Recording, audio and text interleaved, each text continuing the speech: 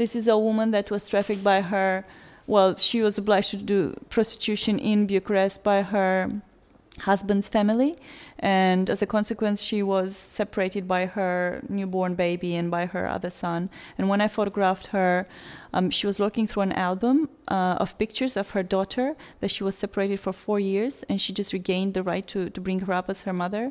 So it's quite interesting and weird at the same time to look at the mother and daughter that they have met for the first time, well, for the second time, but for the daughter for the first time, for 3 days when I arrived there. Now, as I said, one of the most common destinations is Turkey.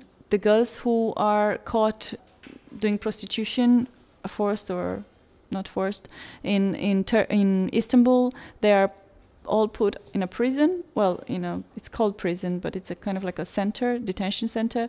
They're kept there for months. If there is even a pimp that can collect them, he will be allowed to do so since he has any papers. If not, they will be left to stay there until somebody offers them or gives them money to return to their homes. And after a while, they are the women who really don't have documents. They are deported on a boat.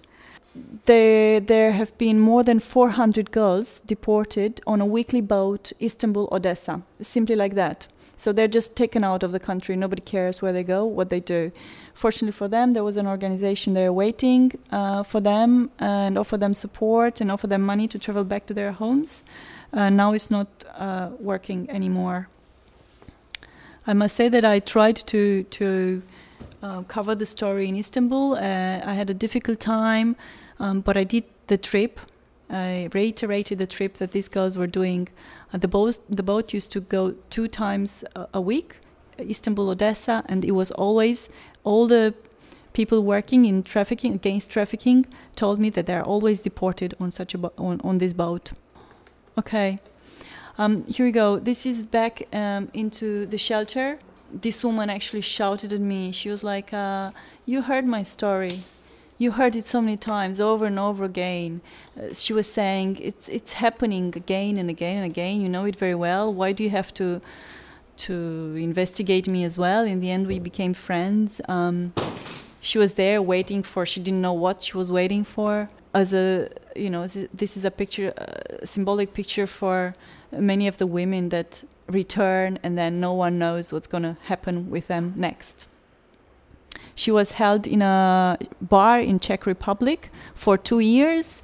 She was escorted together with other women being held there once a week to buy whatever they needed, like, I don't know, whatever hygienical products they needed. And that was her existence for 2 years. And she managed to escape by not renewing her visa. She tricked the pimp that she renewed the visa.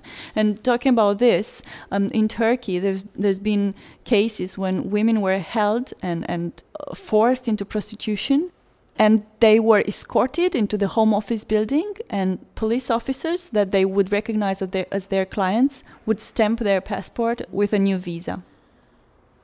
So it's not easy to. It's not a way of jumping off the window, and being free. It's you're kept. You're a captive, and you're bitten, and you're put on drugs, and you're made to understand that there's no way out of it.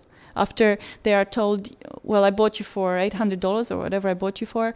You got to work for this money, then you're free. But it doesn't work like that. When they are considered to have worked for those money, they are sold to another pimp and then sold to another pimp.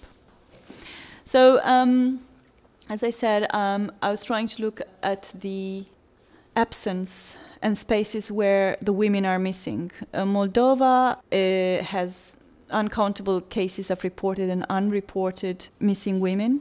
I went into a village, and only in one village there were about 4 women missing. Myself, like, I just went to the police center there.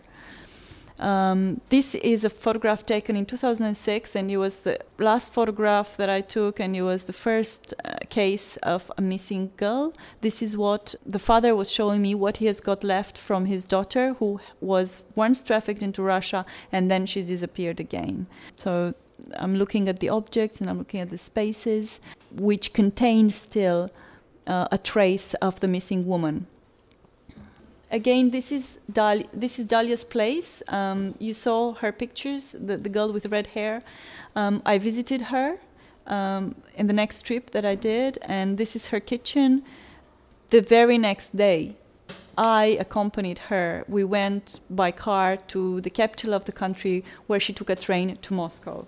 She was looking for work again. And this is what I found. This is a house where actually I had to break in because it was deserted. Some official helped me.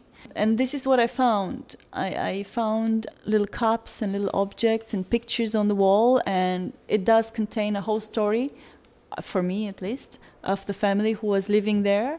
The woman accepted a job abroad and she disappeared. She had been missing for 4 or 5 months when I went there, and her child lived in this space on her own for 4 months until the social services took her into their care.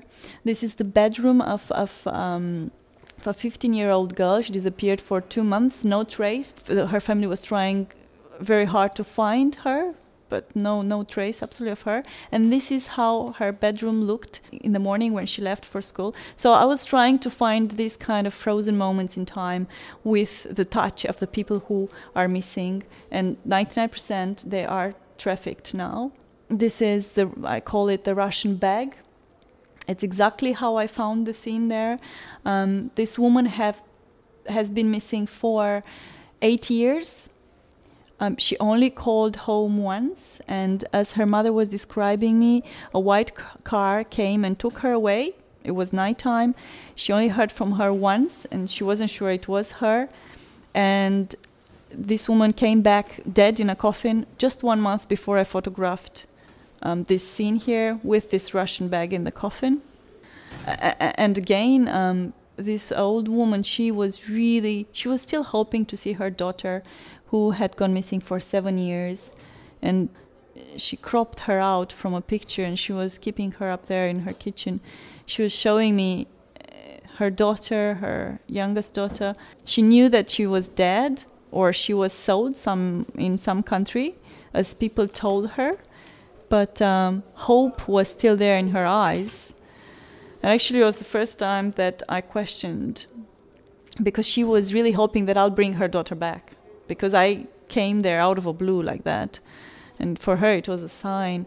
It was really emotional, and I was questioning what am I doing, and if that's the way to do this project.